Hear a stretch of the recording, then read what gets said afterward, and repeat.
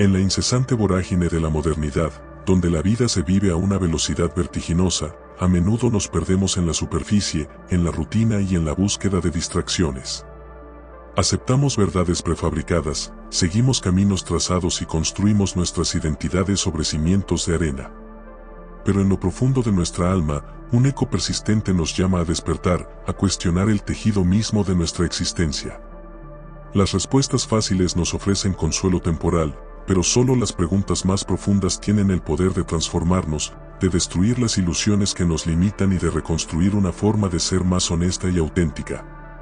Estas son 8 preguntas existenciales, faros de la sabiduría de todos los tiempos, que te invitan a un viaje de introspección tan poderoso que hará temblar tu forma de ver la vida, para luego anclarte en una realidad más sólida y significativa. Número 1. ¿Por qué temo realmente la muerte? La primera pregunta que confronta el núcleo de nuestra existencia es, ¿por qué temo realmente la muerte? Esta interrogante, que nos obliga a mirar al abismo, es el punto de partida de toda filosofía y el catalizador para una vida plenamente vivida. La mayoría de nosotros vive como si fuera inmortal, posponiendo la felicidad, la verdad y la valentía. Nos hemos programado para evitar este tema, para esconder la muerte en los márgenes de nuestra conciencia, pero es precisamente este miedo subyacente lo que nos esclaviza a la trivialidad, a la queja y al apego excesivo. El miedo a la muerte no es solo el miedo a la disolución física. Es el miedo a la pérdida del control, a la extinción de nuestra identidad, al final de nuestras ambiciones y a la confrontación con la posibilidad de que nuestra vida no haya tenido un significado duradero.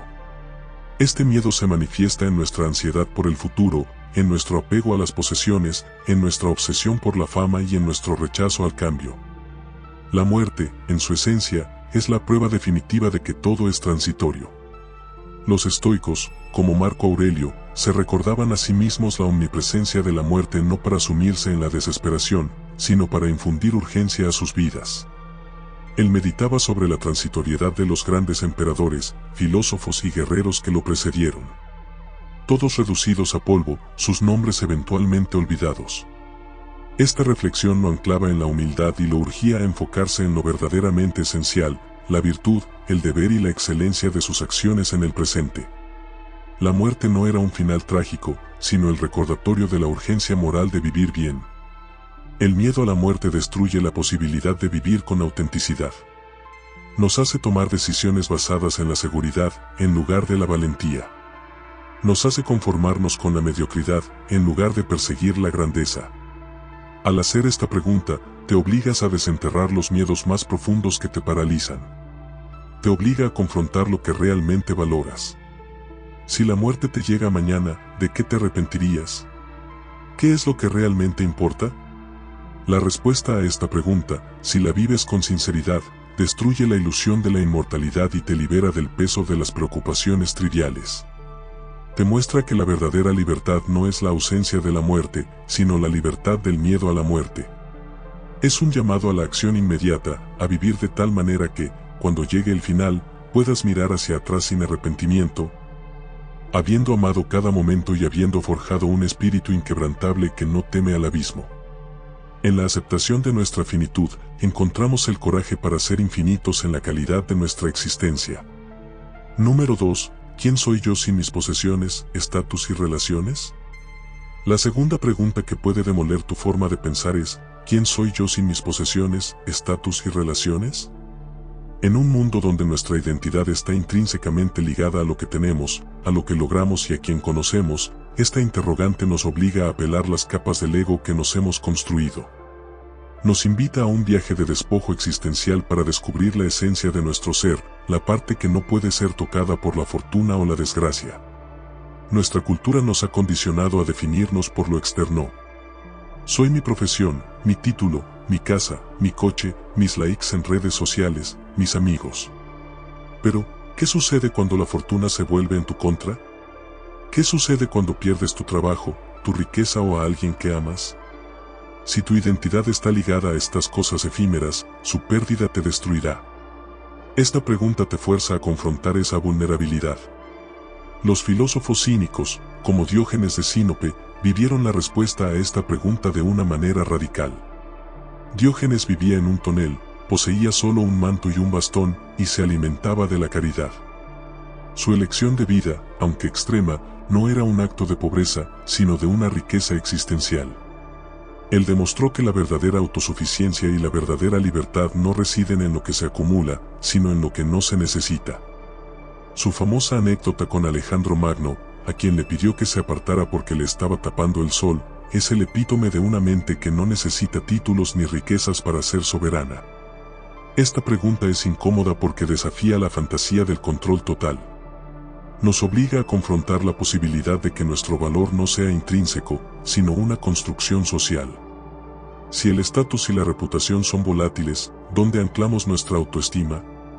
Si nuestras relaciones son frágiles, ¿de dónde extraemos nuestra paz? La pregunta ¿quién soy yo sin? Es una purga del ego. La respuesta a esta pregunta, si la vives con honestidad, destruye la ilusión de que tu valía depende de lo externo. Te libera del ciclo de la competencia insaciable y de la ansiedad por la pérdida. Te muestra que la verdadera prosperidad no es lo que posees, sino la integridad de tu carácter, la fuerza de tu voluntad y la paz de tu conciencia. Es un llamado a la autosuficiencia interna, a construir un yo que sea inquebrantable ante cualquier tormenta. Es el segundo paso hacia una libertad que nace del despojo, de la comprensión de que la verdadera riqueza es lo que somos, no lo que tenemos. Número 3. ¿Estoy persiguiendo la felicidad o el significado? La tercera pregunta que puede demoler tu forma de pensar es, ¿estoy persiguiendo la felicidad o el significado? Esta interrogante nos obliga a examinar las motivaciones más profundas de nuestras vidas.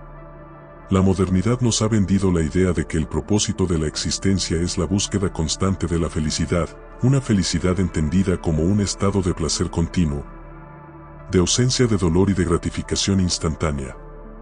Pero esta búsqueda, como un espejismo en el desierto, a menudo nos deja más vacíos y desesperados.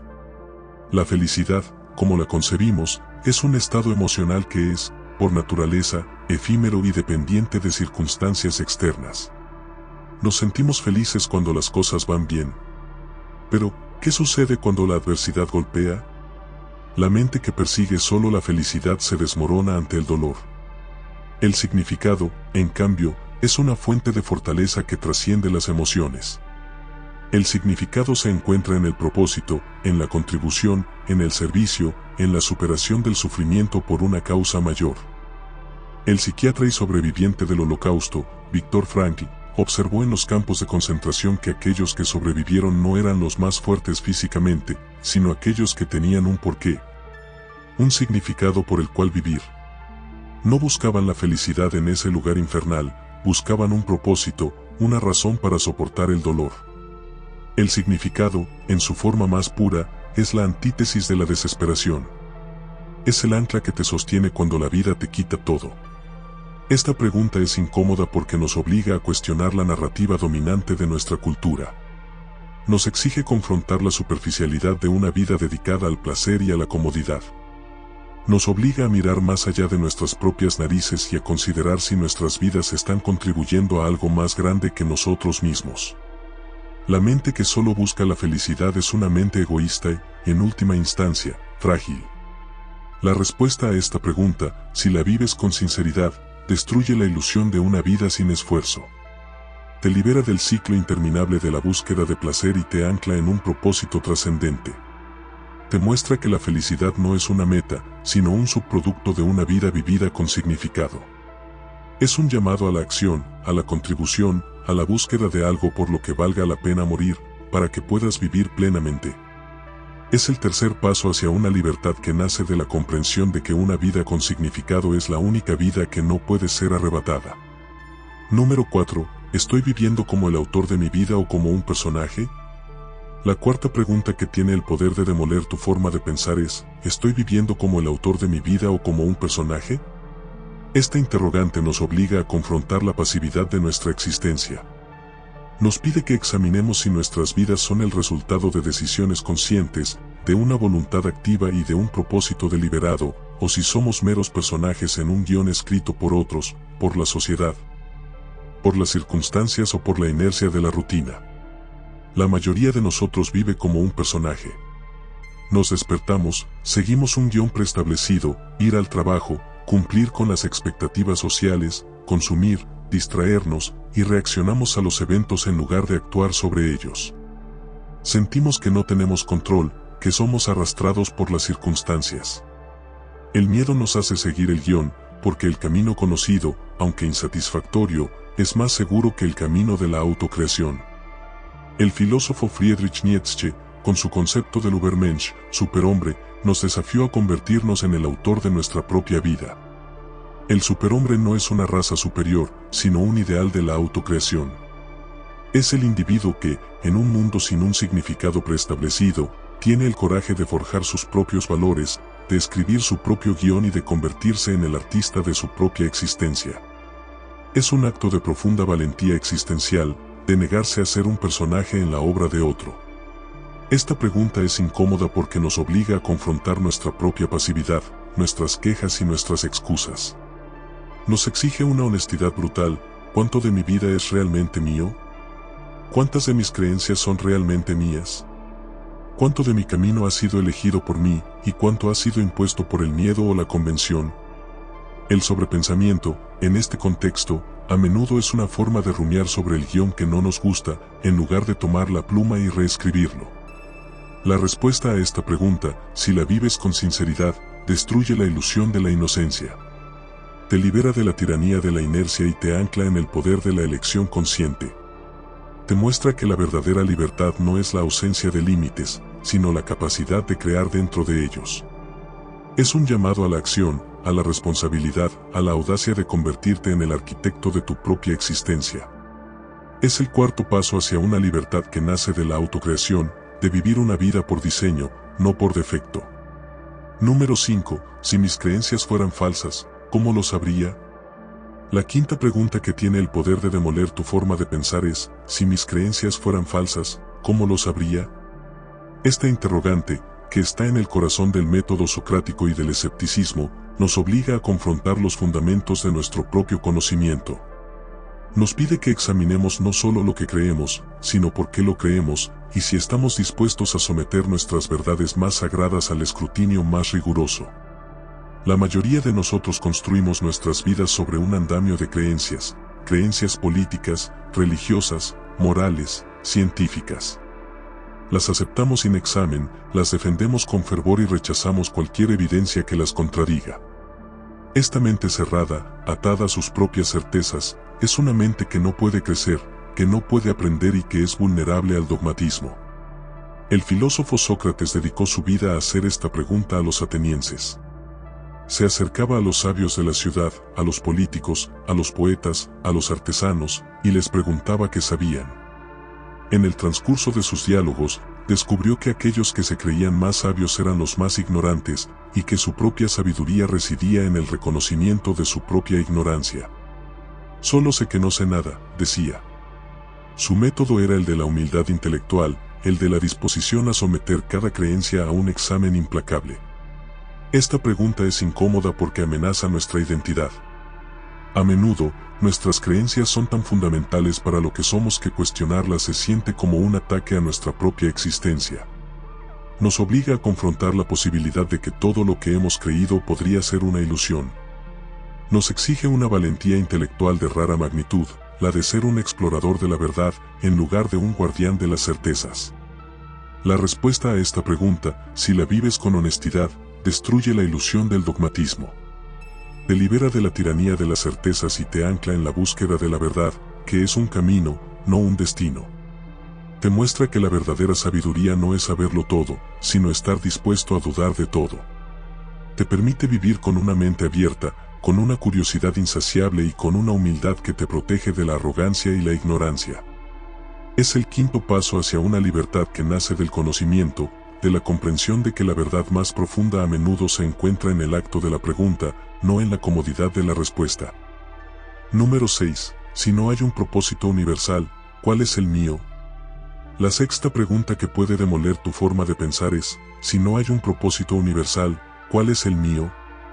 En un mundo donde la muerte de Dios ha dejado un vacío de significado, esta interrogante nos obliga a confrontar el nihilismo y la vertiginosa libertad de la existencia.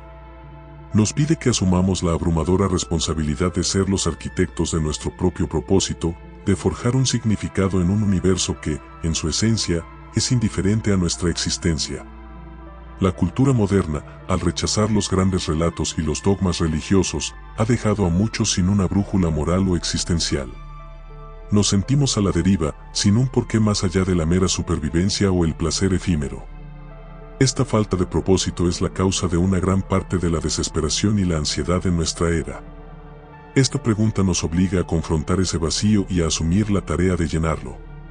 El filósofo Jean-Paul Sartre, uno de los padres del existencialismo, nos dejó la famosa frase: estamos condenados a ser libres. Esto significa que no hay un plan preestablecido, no hay una esencia que preceda a nuestra existencia. Somos arrojados al mundo y debemos crear nuestro propio significado a través de nuestras elecciones y nuestras acciones. No podemos delegar esta responsabilidad a nadie. La vida no tiene sentido a priori, debemos crearlo. Esta pregunta es incómoda porque nos quita la comodidad de un destino preestablecido. Nos obliga a confrontar la vertiginosa libertad de la autocreación. Nos exige la valentía de decir: esta es mi vida, y este es el significado que le doy. Es más fácil seguir un guión que escribir el nuestro, pero el camino fácil nos deja sin alma. La respuesta a esta pregunta, si la vives con sinceridad, destruye la ilusión de un propósito que nos llega de afuera. Te libera de la tiranía de la expectativa y te ancla en el poder de la elección consciente. Te muestra que la felicidad y el significado no son un destino, sino un acto de voluntad. Te permite vivir con una pasión y una determinación que nacen de la comprensión de que cada momento es una oportunidad para crear un propósito.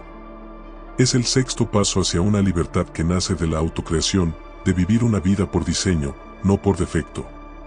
Número 7. ¿Mis acciones son coherentes con mis valores? La séptima pregunta que tiene el poder de demoler tu forma de pensar es: ¿mis acciones son coherentes con mis valores? Esta interrogante, que nos invita a un examen estoico de la integridad, nos obliga a confrontar la brecha entre quienes decimos ser y quienes realmente somos. Nos pide que examinemos si vivimos de acuerdo con nuestros principios declarados o si somos prisioneros de la hipocresía, la conveniencia o la falta de autodisciplina. La mayoría de nosotros tenemos una imagen idealizada de nosotros mismos. Nos consideramos honestos, valientes, compasivos y justos. Pero, ¿nuestras acciones reflejan estos valores en el día a día? ¿Somos valientes cuando la situación lo exige o nos retiramos al silencio? ¿Somos honestos cuando es difícil o mentimos por conveniencia? La falta de coherencia entre nuestros valores y nuestras acciones es una de las mayores fuentes de estrés y de disonancia en la vida moderna. El filósofo Platón, a través de la figura de Sócrates, nos mostró que el camino hacia la virtud es el de la coherencia. El hombre sabio es aquel cuyas acciones, palabras y pensamientos están alineados. El hombre vicioso es aquel que se traiciona a sí mismo, que dice una cosa y hace otra. La felicidad, para Platón, no era un estado emocional, sino el subproducto de una vida vivida con integridad y en armonía con la verdad. Esta pregunta es incómoda porque nos obliga a confrontar nuestras propias inconsistencias y debilidades. Nos exige una honestidad brutal. ¿Por qué dije eso si no lo creía? ¿Por qué hice aquello si iba en contra de mis principios? Nos obliga a mirar nuestros errores no como un accidente, sino como una traición a nosotros mismos. La respuesta a esta pregunta, si la vives con sinceridad, destruye la ilusión de la autojustificación. Te libera de la tiranía de la hipocresía y te ancla en la fortaleza de la integridad. Te muestra que la verdadera paz no se encuentra en el aplauso de los demás, sino en la serenidad de una conciencia limpia y en la coherencia de tu vida. Es el séptimo paso hacia una libertad que nace del dominio de uno mismo, de vivir una vida que honra tu propia verdad. Número 8. ¿Qué elegiría la parte más noble de mí mismo? La octava y última pregunta que puede demoler tu forma de pensar es: ¿qué elegiría la parte más noble de mí mismo? Esta interrogante, que nos invita a un diálogo socrático con nuestro yo superior, nos obliga a trascender nuestros impulsos más bajos, la ira, el miedo, la envidia, y a actuar desde un lugar de sabiduría, de virtud y de propósito.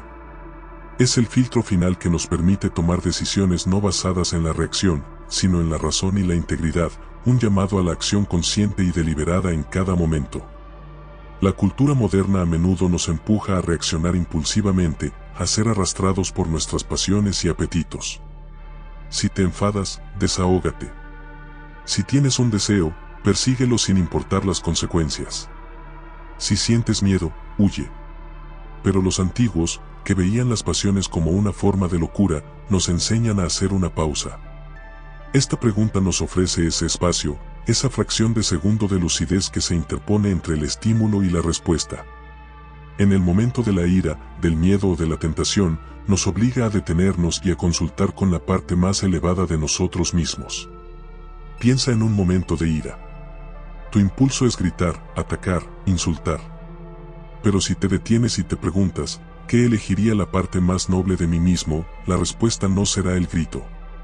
La respuesta será la calma, la templanza, la compasión, la justicia o la retirada digna. Esta pregunta te eleva por encima de la reacción y te coloca en un lugar de control consciente y deliberado, donde tu voluntad, y no tu pasión, es la que dicta tu acción. Es el acto de autogobernanza más poderoso.